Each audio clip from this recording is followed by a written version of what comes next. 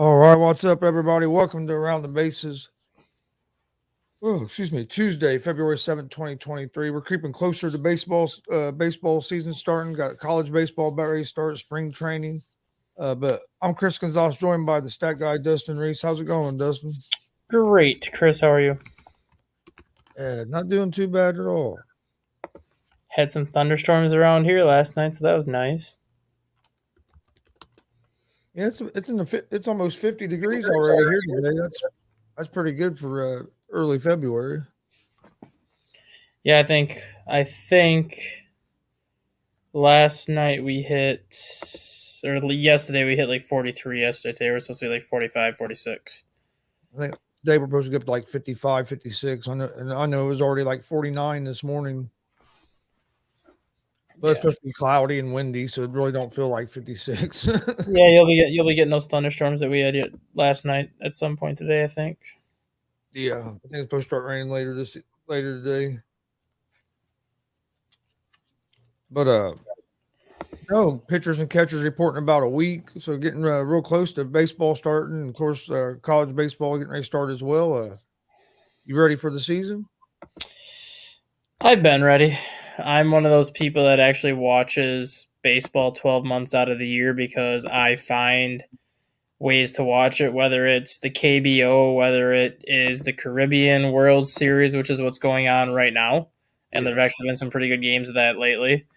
And even back in September and October, when you had the World Baseball Classic qualifying tournaments for the final couple teams to get in, I was watching that. So, I mean, there's only been, I think, 1 month that I've not watched baseball this year, and I think it was November into early December. Otherwise, I've been pretty much watching baseball since February of last year. what? Uh, well, I guess we can start in college. What college colleges do you think are going to be the top teams this year? I mean, when you look at the top 25 right now, it's the SEC, the ACC, and everybody else. The SEC has 9 of their 14 teams in the top 25. The ACC has 7 of their 14 teams in the top 25. And the SEC has 4 of the top 5 teams in the country, with the only exception being Stanford, sandwiched in between at number 3. But I mean, you immediately got to look at who's sitting at number 1 and number 2 right now. You have LSU, who's currently sitting at number 1. They finished the season 40-22 last year and were number 25 once the season ended.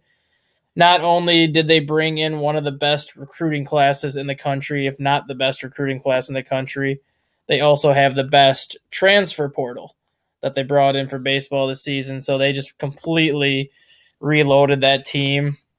They're led by arguably the best player in the country and outfielder Dylan Cruz, who he should be the number 1 overall pick, but depending on who gets that number 1 pick, you might see him fall a little bit. But he is still the number 1 overall prospect in the country right now. And then they also have a pitcher who is the number 4 prospect right now in Paul Skens.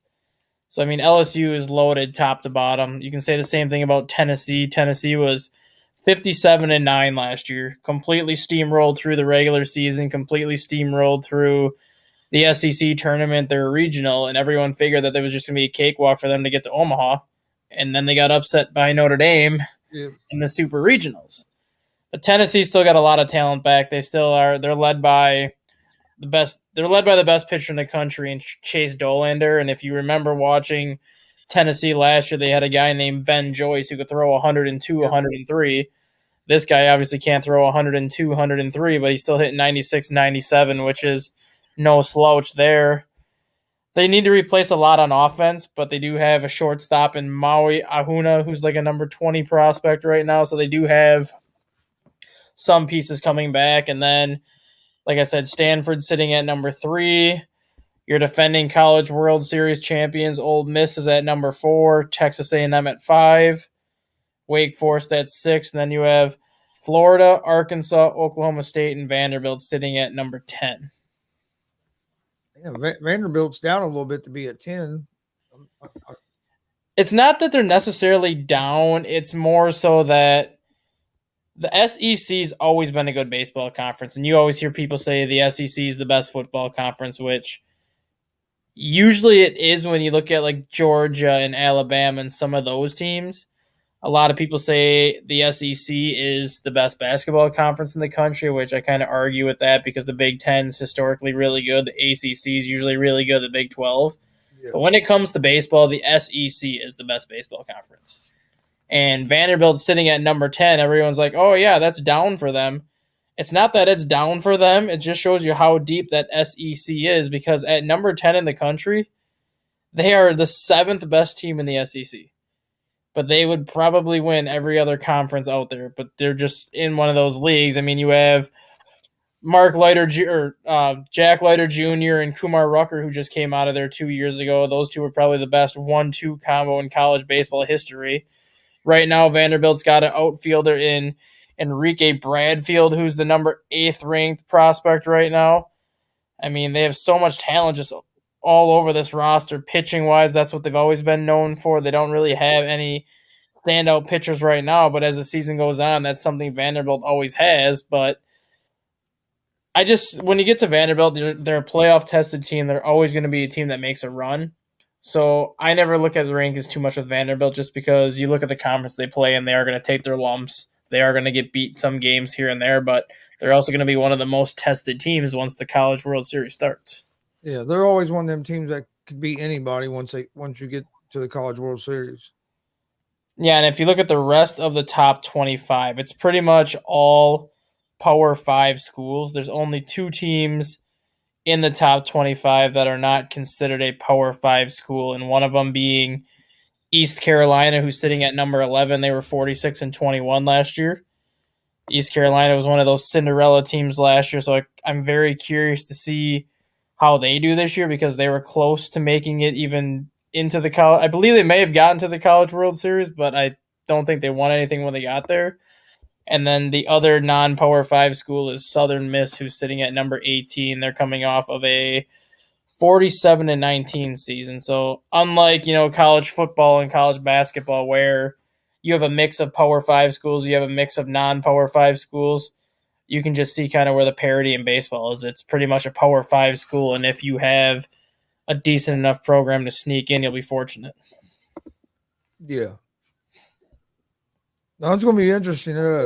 Is pitching up this year in college baseball, maybe compared to last year? I think pitching honestly is going to be down this year. Yeah.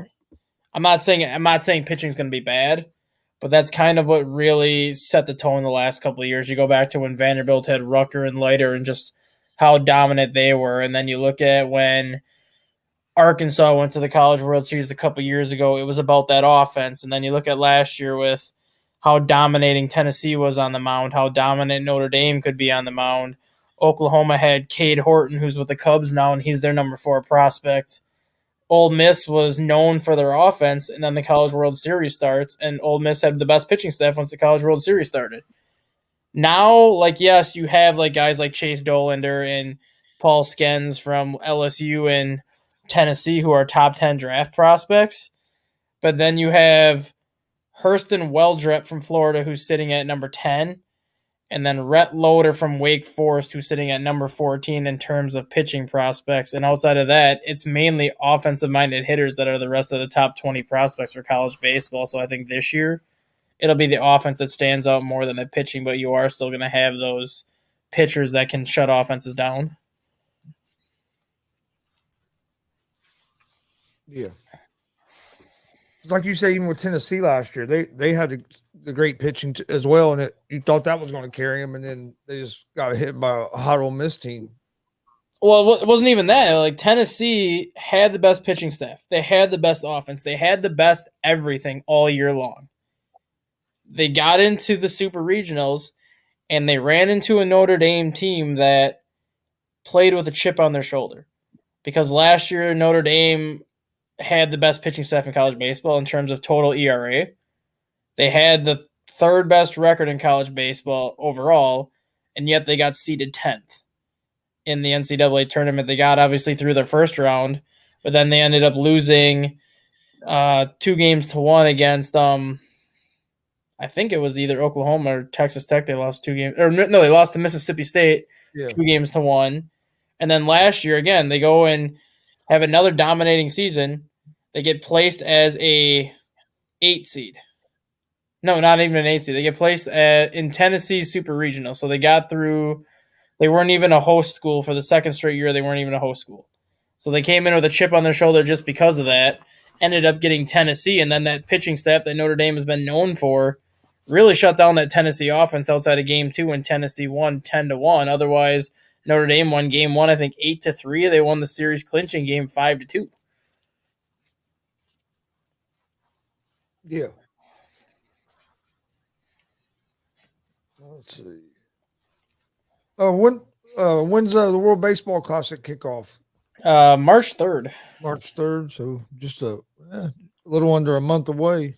Yeah, and you actually technically it actually kicks off in a week because once pitchers and catchers report, and then once teams start getting into the first spring training games, some of those World Baseball Classic teams are actually going to have exhibition games against some of those major league teams during spring training. So you'll start to see some of these teams come the end of February, but the actual World Baseball Classic will kick off that first week in March. I saw Carlos Correa is going to skip the World Baseball Classic. As he should. Fail 2 physicals, go play the World Baseball Classic and re-aggravate your leg. Yeah, that's a smart. But that's not why he's going to sit out. He's skipping it because his wife is due. Yeah. Kinsler is back with the Rangers as special assistant to GM. Dodgers extend Rojas through 24. To Josh Rojas? Yeah. Let me make sure. The one from the Miguel Rojas. Yeah, Miguel Rojas, yeah. Agreed on a $6 million 1-year deal. I think it's the one they got in the trade. And then says no WBC, no Shohei Ohtani set for WBC in Japan. The Angels' future murky. Yes. Yeah. Shohei is actually not even reporting to spring training. When spring training opens, he's actually just reporting to Japan for kind of their, because Japan is one of those host cities for their pool play or whatever. So he's just reporting to Japan as opposed to reporting to spring training. He's just going to go through the World Baseball Classic workouts those 2 weeks in Japan before the games start. Oh. So I guess the Angels are upset about that. He's not going to come to spring training. Yeah, they're upset about it just because they have a new manager. They have that in mind. They have the whole we're not selling the team anymore off the table. You have a healthy Mike Trout. You have a healthy Anthony Rendon, and I think knowing how much Shohei means to that team, they would have liked to see him be there for the team workouts, kind of lead the pitchers and catchers, kind of lead a lot of those early season workouts. And then once games started, if you wanted to go over there, it's fine. But Japan is one of those teams that I think can win the whole entire World Baseball Classic this year. And if that's the case, Shohei's not even going to be with that team at all during spring training. He will be in Japan the entire time, and he will literally have 4 days from when the World Baseball Classic ends to when that season opener is for Los Angeles. And that'll be the time that he flies back over. And to me, it's not that big a deal because it's not like he's missing spring training because he's at home sitting on the couch. No. And the thing is, too, he's playing more competitive baseball than what he'd be playing in spring training. Yeah, and that's why I don't know why the Angels are upset about it unless the Angels are worried he's going to get hurt, because instead of, gradually increasing your workload as spring goes on, like your first start you throw 1 inning, your second start you throw 2 innings, your next start you're typically between 50 and 60 pitches, and then you kind of gradually increase your workload. The World Baseball Classic, you're expected to throw 4 to 5 innings that first start. So unless they're worried about him getting hurt because he's not going to be gradually increasing his workload, they really shouldn't have anything to be upset about because, like you said, he's going to be facing better pitching. He's Yeah. going to be facing better hitters at the World Baseball Classic than what he's going to see in spring training, and it will Yeah. help him figure out things quicker before the season starts, as opposed to just going out there in spring and going fastball, changeup, fastball, changeup, fastball, changeup for 40 pitches and just retiring guys left and right like it's nothing. Yeah. And I understand you could be worried about injury, but I mean, all the major league teams that have players playing in that baseball classic can be worried about an injury. So I mean, it's not like he's the only one that's risking it. No, it's not like this event's every year either. It's an event that comes back every 4 years. So if you're fortunate to get invited to play in it, or if you're fortunate enough to have the coaches want you to be a part of this event, how can you say no and turn it down? You really can't, because it's a chance that you might not get again. Like guys like Mike Trout, he's played in every single World Cup or every single World Baseball Classic just because he was what 24, maybe 25, or not even that. He was like 22 when that first Baseball Classic started. So he's been in every single one. But what if you're a guy like Albert Pujols, for example, who 41 going on 42, and all of a sudden they ask you to be in this World Baseball Classic? How can you not say yes? Because this could be the last opportunity that you get to be in it. Or you could be one of those guys where this could also be the only opportunity that you get to play in it. So why let it go to waste? Yeah.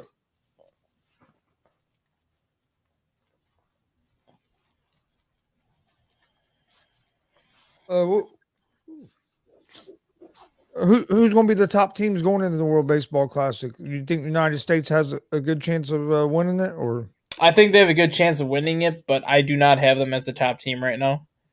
I think I have them more kind of in that 3-4 range just because, yes, they have a good offense. Yes, they have good pitching, but they don't have that standout offense. They don't have that standout pitching that they had when they won it the last time through. And the ace of their staff the last time through was Marcus Stroman, who has decided to pitch for Puerto Rico this year. So that's already a big hit for Team USA. I think Dominican Republic has a great chance to beat the U.S. just because of the lineup they have assembled. They by far have the best lineup in the World Baseball Classic, and it's not even close. Japan, I think, has the best pitching. They're another team that always is a top 2, top 3 team, and by the end of the World Baseball Classic, so they're all going to be right there. Mexico and Colombia, for whatever reason, struggle to win games, but they always surprise. You got to have Puerto Rico up there as one of those teams that can make a run, but right now, I think the team to beat right now is the Dominican Republic, just because of that lineup they've assembled top to bottom. yeah, I'm ready for it to start. I watched some of the World Baseball Classic last time. I'm planning on watching a lot more of it this year. uh,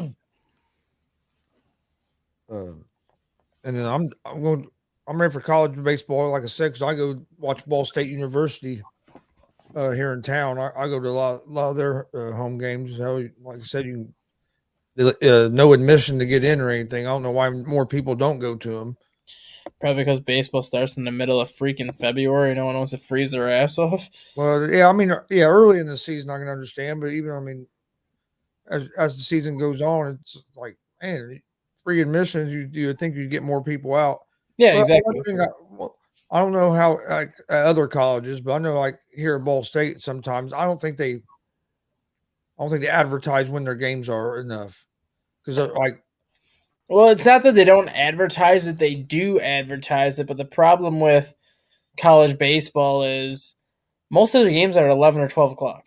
yeah, And like obviously you have your weekend series, which are one thing, but you still have a game on Friday, you still have games on Wednesday, and sometimes a game on Thursday. If you have an 11 a.m., 12 o'clock game, students are in class. They won't be able to go to those games. People are working 90% of the time, so it's not like you're going to have these good turnouts that you would expect unless it's a Saturday game where not a lot of people have things going on. yeah. Like I mean, because there's sometimes here that I'll drive by going somewhere and I'm like, oh shit, they had a baseball game today. That's like I didn't realize they were playing today. Uh, Yeah. but but yeah, no, yeah, their time. I don't know how you fix that because I mean, some places don't. I don't even think all the places have lights for their fields, so it'd be hard to. turn everything into night games. Yeah, I don't think they really can fix it, mainly because baseball starts in February. You still have college basketball going on in February. And then you have March Madness, and that goes into April. And obviously, college basketball games, unless it's a Saturday, are being played at 6, 7, 8 o'clock at night. So you're not going to want to have a college baseball game and a college basketball game go on at the same time because you know where the fans are going to go. They're going to go to the college basketball game. So what was the point of running the college baseball game at the same time? At least by running college baseball at 11, 12 o'clock in the morning, you're separating it from college basketball. You're separating it from these other college sports where they do have the later games, but now it's a more of, are the fans actually going to show up or are they not going to show up? And I think when you look at ACC baseball gets a good turnout, but teams like Clemson, Miami, North Carolina, and the really good programs in the ACC are the ones that get more fans. Same thing with the Pac 12, same thing with the Big 12. The Big 10 is kind of a similar situation of like Ball State by you, where unless it's a 7, 8 o'clock at night game, they barely get any attendance during the day. The only conference that seems to take baseball seriously is the SEC, and that goes back to what we were talking about. That conference is so deep that the last place team in that conference could very easily win any other league in the country. And that just goes to show you just the talent level that they have down there and the weather that's in Florida, the weather that's in Louisiana and Georgia. They can play baseball 11, 12 months out of the year if they want to stay in shape versus Yeah. schools up in the north. If you get 5, 6 months of the year of good weather, you're fortunate. Oh yeah. Um, how do you feel about the SEC implementing a 10-run rule? I think I don't know if it's implemented for conference play, but I think it's implemented for non-conference play. And I am if it's implemented for conference play, I'm not okay with it just Yeah, because it says it's the SEC is implementing a mercy rule for the conference play portion of 2023 college baseball season. see, I'm not really okay with that because you're going to have games where you have a bad game. Everybody has them. Everybody has a game where you struggle, you can't do anything right. Seems like the team that you're facing gets all the breaks, and you're going to have those games where you're going to lose by double digits. So that I don't agree with. But if it's non-conference play, I would be okay with it just because a lot of college baseball teams purposely schedule weaker opponents for their non-conference schedule just to give some of those bench guys some work, just to give some of the pitchers that they're not going to use a lot some innings. And if you look at some of the scores last year, when Notre Dame played, I want to say it was either Niagara or it was Lipscomb. It was a 27-3 game. Yeah. That's a baseball score. So, like, games like that, I'm okay with a 10-run rule because, I mean, what is the Florida Gators beating Appalachian State 24-0 going to do? It's really not going to do you anyway. No. But conference play, I'm not okay with it just for the sole purpose. And I don't, so don't quote me on this. I think if it comes down to teams tying for first place in conference, I think the team that gets that number one seed, like if you tie for first place in conference, obviously you split the conference championship. You can't just be like, oh, you get it over this team. So like if you tie for first, you split the conference championship.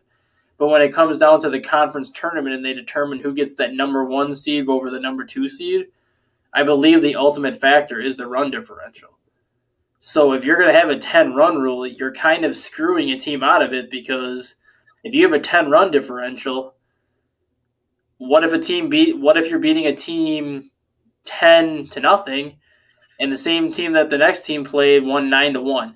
Like, you need those run differentials to kind of help you with tiebreakers just because that's how you get those number one seeds. Yeah. Yeah, I guess from what I'm reading, they've had a 10-run rule in place for the conference tournament, but this is going to be the first year that they've done it for the regular season conference game. Yeah, the conference tournament is perfectly fine because once you're in the conference tournament, it's double elimination anyways, and if you're losing by 10-0 in the third or fourth inning, chances are you're not coming back. But yeah, during the regular season, I don't like it during the regular season. I just This don't will be like a 10-run rule after 7 innings. Yeah, I don't like that at all. That's kind of like what Major League Baseball did during spring training last year, and I don't know if they're going to do that again this year, where if a pitcher's getting close to 30 pitches, they can just be like, okay, let's just stop the inning right now. And you could have bases loaded, 1 out, and 2 runs across, but all of a sudden that manager's like, oh, my pitcher's at 29 pitches right now. We don't want him to throw any more of this inning, so we're going to end the inning early. Yeah. Like, I get that it's spring training, but I just still think that's stupid. Like, let the pitcher try to work out of that situation. He's going to have to work out of that situation during the regular season anyways. What are you going to do? Middle of August, your pitcher has the bases loaded with 1 out, and he's at 30 pitches. You're going to come out the dugout, hey, umpire, let's stop this inning early. I don't want my pitcher to throw another pitch. Yeah, that's not going to work. And I mean, I don't know. To me, that don't make sense to me to do that. Put another pitcher in if you don't want to pitch him no more, but don't just stop the inning. Yeah, like I understood it last year for like the first couple of games of spring training because you were just coming out of the lockout. So like I understood it like up front, like okay, these pitchers are going to be on like a 1 inning or like a 30 pitch limit. You don't want to burn through 3 pitchers in 1 inning because you can't get guys out. But once you got into like 10 games in the spring, I'm like, why are we still doing this, calling the inning stuff early? These pitchers have now been in full swing for almost 2 weeks. Like, let's play regular baseball now. Yeah, hopefully they don't do that this year since it's going to Well, I believe they are now that I think about it because with the World Baseball Classic, you're going to have a lot of pitchers that aren't even on the Major League roster playing in spring training, and a lot of them are going to be minor league pitchers who are not going to be in minor league camp. I do think they're probably going to do that again this year just to kind of keep some of those pitchers safe from maybe being overworked in the spring.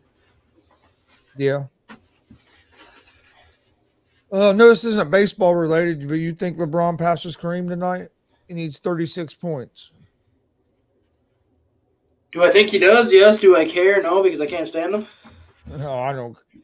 And I think he'll probably do it tonight. He needs 36, and they're at home, so I figure he's going to do everything he can to try to get it done at home. And like my thought process on it is like, yes, it's a great accomplishment. I'm not going to take that accomplishment away from him. But the guy's played, 18 going on 19 years. Yeah. Yes, he has put up the numbers he's put up, and I'm not going to take any of that away from him, like with the numbers that he's put up. But you look at guys like Michael Jordan. Michael Jordan played, I think, 14 or 15 years, but he was in baseball for 2 or 3 years. You have Michael Jordan play 18 years like LeBron. He's probably ahead of Kareem Abdul-Jabbar right now, and LeBron's chasing MJ. You put MJ in the generation now where you can't even touch players anymore. MJ would be averaging 50 a game. Yeah. He'd be putting up numbers right now that LeBron probably couldn't even catch. Yeah, and people forget that LeBron had a 4-year head start on Kareem. What if Kareem didn't play in college and went straight? Was able? Yeah, same thing with Michael Jordan. Michael Jordan was 21 when he started playing in the NBA. LeBron was 18. So that's two other things that people don't realize. It's like, yes, the guys played as long as he's played, but yeah, I don't care for him either. But I think he'll get it tonight just because they're at home. I think he's going to try everything he can to go ahead and get it done. But I still don't think the Lakers are going to go anywhere this season. But I don't think the Lakers are going to go anywhere until they get rid of him. Honestly, yeah, I think they're going. I think they're going to have to make and get rid of him and probably Davis and rebuild it because Davis can't. The money you're paying Davis, he can't stay healthy. Yeah. I hope the Pacers start get back on the roll. We were looking good, and Halliburton got hurt, and he just came back this week, so hopefully he can get back going again. Yeah, I mean, at least the Pacers are fortunate enough to be in the Eastern Conference, and I say that just because they're sitting at the number 10 seed right now, and that's obviously without Halliburton playing. That's with the injuries that they've had recently. And they still hold, what do we got here? They still hold a. Well, they're tied with Washington and Toronto, so that means the tiebreaker's Indiana's right now. But they're 3 games ahead of Orlando, then, who's like the 12th seed. And they're only one or two games. They're only like 3 games behind the number 7 seed in New York. So it's not like they're far out of the 7 seed. They got a pretty comfortable lead out of that 12. They got a pretty comfortable lead over the number 12, number 13 seed. They're not that far away from the 7 seed. So I mean, get a healthy Halliburton back, you should be fine. And they were sitting at like five or 6 in the East when Halliburton got hurt. Yeah. And they lost like 9 of 10 with him out. Yeah, the problem with the Pacers, and it's I think something that is going to hurt them towards the second half of the year, is they got to find a way to beat winning teams. When you look at their record against teams that are above 500, they are 12-22. Yeah. Against teams that are above 500, and like I get it, like you're not going to win all these games against winning opponents because you look at the entire Eastern Conference for that matter. Take Philadelphia, Boston, and Milwaukee out of the equation, who are all at minimum 5, 6, 7 games above 500. I mean, Boston is 20-9 against teams above 500. Milwaukee's 20-10. But you look at the rest of the Eastern Conference against teams that are 500. Cleveland 15-15. Brooklyn is 12-13. Miami's 15-15. The Knicks are 12-17. Atlanta's 13-14. The Bulls are 14-16. Like none of these teams actually have winning records against teams that are 500 or above. It's that a lot of these teams are just doing damage against the teams that they should do damage against. And to the Pacers' credit, there's 6 games above 500 against teams that are below 500.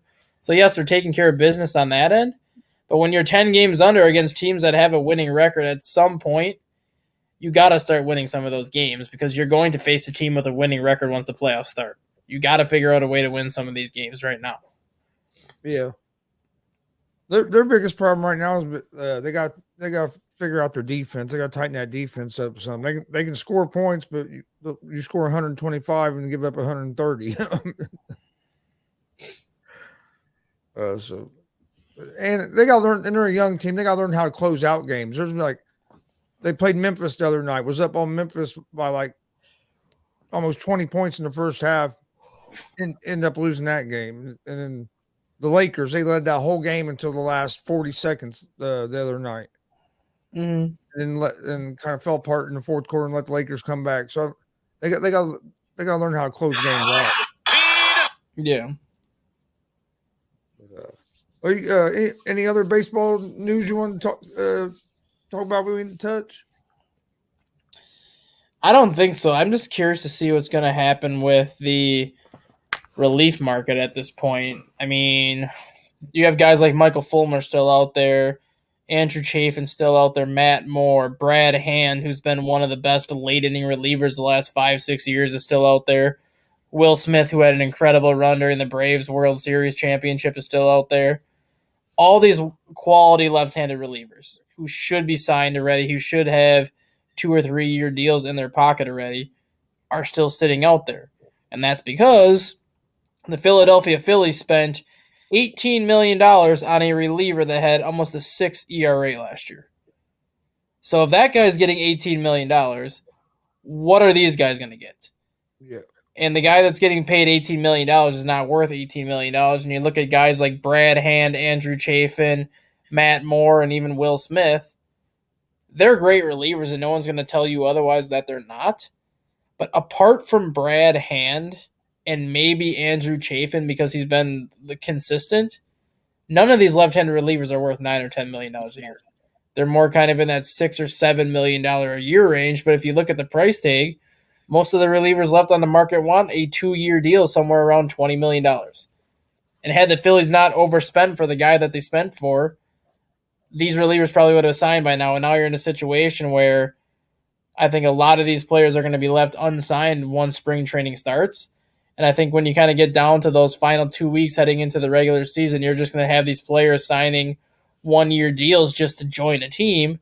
But not only are they going to be behind them by the time the season starts, but you have to worry about the injury factory then. If you're not having a normal spring training, if you're not putting yourself in regular season shape by waiting on this perfect contract, now you're putting your team in jeopardy because they're going to sign you and you're risking injury because you're not in baseball shape when the season starts. Yeah. I mean, that's going to be interesting. I'm also interested to see what ends up happening with Trevor Bauer.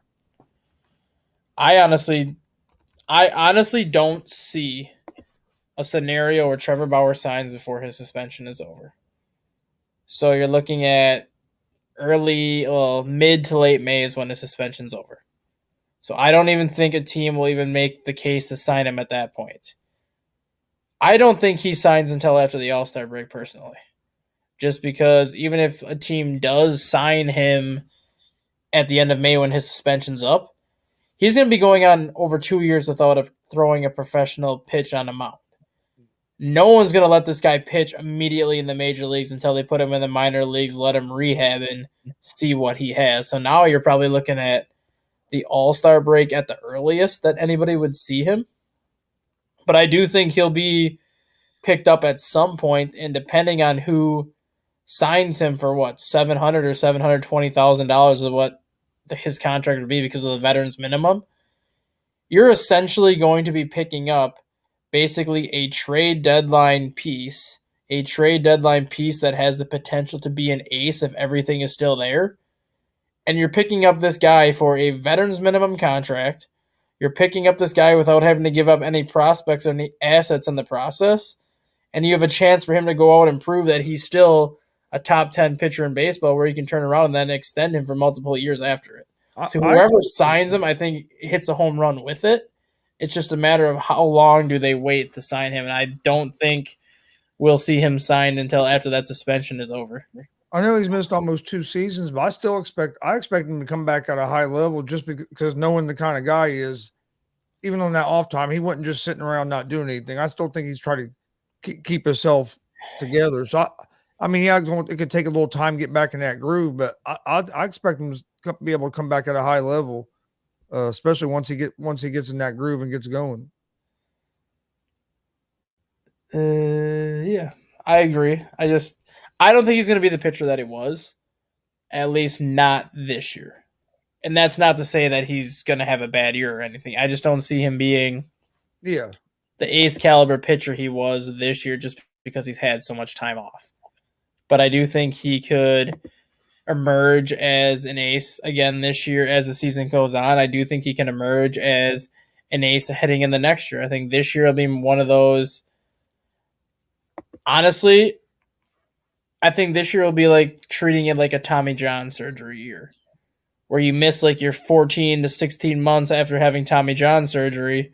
And then when you start kind of throwing baseballs again, you kind of work your way up to getting back on a mound, and then you work your way up into pitching in a regular game. And then it's kind of like 1 inning here, 2 innings there. Obviously, Bauer is going to give you more.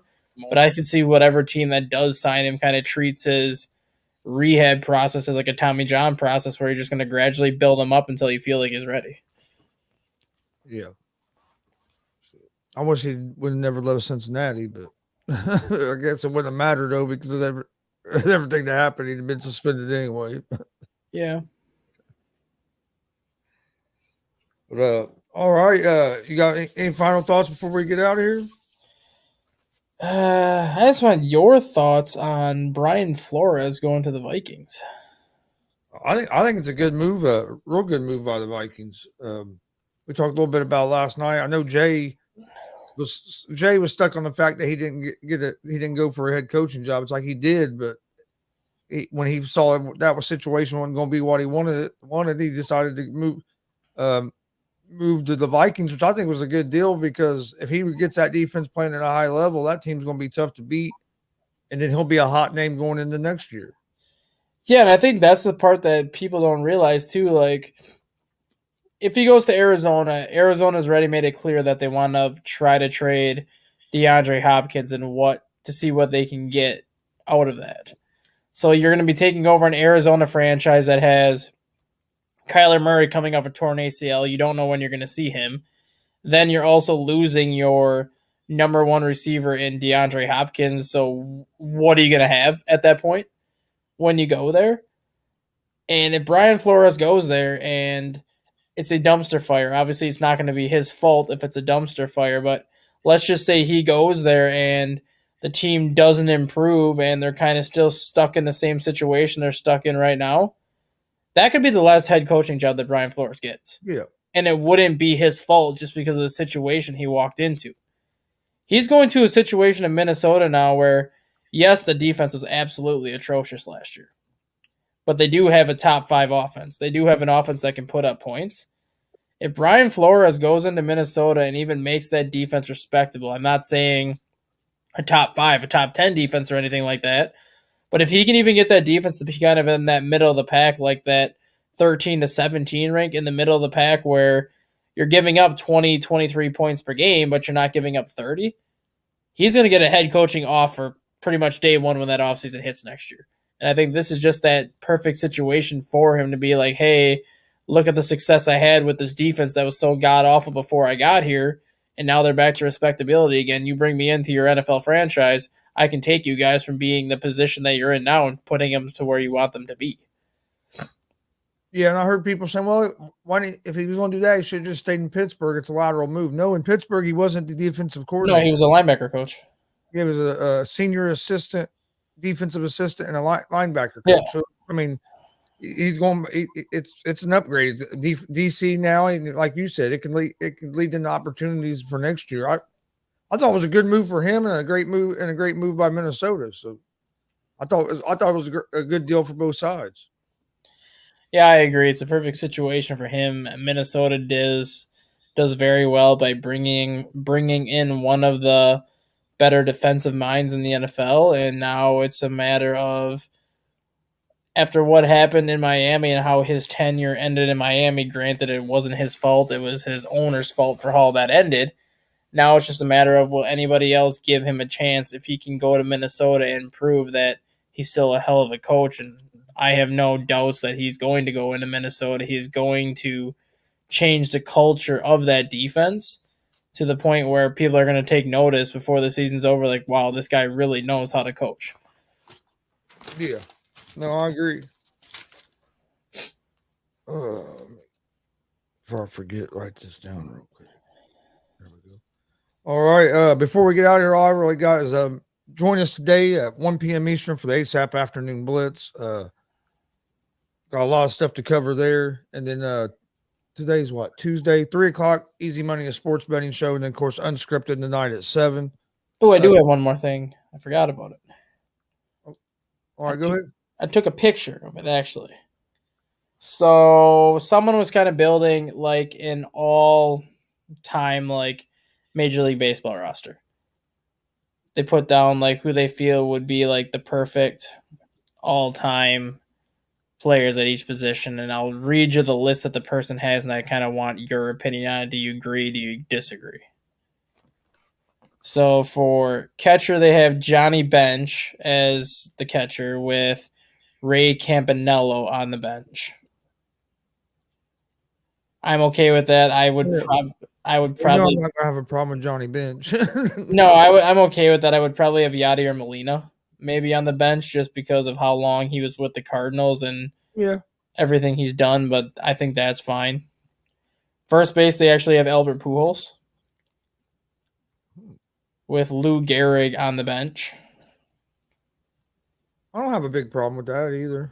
Second base, they have Roger Hornsby. I think there's probably quite a few second basemen you could probably put over Roger Hornsby. Who do they have on the bench? They have Pete Rose on the bench as just like a utility infielder. So, I mean, you could theoretically put Pete Rose at second base if you wanted to. Yeah, man. Shortstop, they have Alex Rodriguez, which no. I mean, you have Ozzie Smith, you have Cal Ripken Jr., you have Derek Jeter, you have so many other options you can put at shortstop. I don't know why Alex Rodriguez is even a thought at that point. Third base, they had Mike Schmidt. You're kind of in a similar situation where, I mean, Mike Schmidt's great. Ty Cobb was a great third baseman. There's a lot of, Jackie Robinson was a third baseman when he came up. There's so many other third basemen. But I mean, I'm okay with Mike Schmidt, but yeah, I think there's other options. A-Rod would have a better chance at third base than making it at shortstop. Yeah, so then you have left field, you have Ken Griffey Jr. Can't go wrong with Junior. No, I mean, yes, he was a center fielder, but if you look at who they put in center field, they put Willie Mays in center field. So Griffey in left, Willie Mays in center. You can't go wrong there. Right field, they put Hank Aaron. Again, can't go wrong. Ted Williams, Mickey Mantle on the bench. Can't go wrong. And then your DH is Babe Ruth. So, I mean, guys like Barry Bonds are left out, but, I mean, the outfield was loaded as it was. So, I mean, you can't really go wrong with those picks. And then you look at the starting rotation. Randy Johnson, I'm good with that. Sandy Koufax, good with that. Pedro Martinez, I'm good with that. They have Jacob deGrom at number 4. Nope, no way in hell I'm good with that because you have Nolan Ryan. I was gonna say, yeah, you have Nolan Ryan, You have Satchel Paige, you have Tom Seaver, you have Roger Clemens, so many other guys you could put at number 4. They have Walter Johnson at number 5. Who they have on number 4 again? Jacob deGrom. No. No. They don't even have Nolan Ryan in the top 5. They have Walter Johnson at number 5, and then you got guys like obviously Bob Gibson you could throw there. Like there's so many other pitchers that you could have used in these spots. I think I'd take Greg Maddux before I took Jacob deGrom. Yeah, I would too. And then, like I said, you have like so many other options. And Nolan Ryan definitely. I mean, yeah. And then in the bullpen, you have the bullpen. I'm pretty okay with. I mean, you got Mariano Rivera as your closer, obviously. You have Dennis Eckersley, Raleigh Fingers, Billy Wagner, Trevor Hoffman, and Goose Gossage as relievers. And then I think they just threw Aroldis Chapman in there just to round it off, which at that point it kind of becomes meaningless because of everybody else that you have on there. Yeah. So, I mean, I'm okay with most of the stuff, but there is like a couple positions that I would switch around just because there's so many better options than A-Rod at shortstop. There's so many catchers that you can go from apart from Johnny Bench. There's so many other players that you can pick and choose from the outfield, like Mickey Mantle and Ted Williams on your bench. Just goes to show you how deep the outfield is. But I would put Barry Bonds on the bench too. Yeah. No, I agree. Second base, I think you might be able to change that around a little bit too. Yeah. Well, I mean, they had Pete Rose on the bench as like a utility infielder. So, like I said, you could essentially just put Pete Rose at second base and call it a day. That's true. I wish they'd put him in the damn Hall of Fame and get it over with. But I know they were going to wait till he freaking dies. No, I don't think they'll wait until he dies. I think they're going to wait until he gets on that thing where he gets put on that write-in ballot, like Fred McGriff got put on this year, where people just write him in and vote him in, where they don't have really a choice at that point anymore.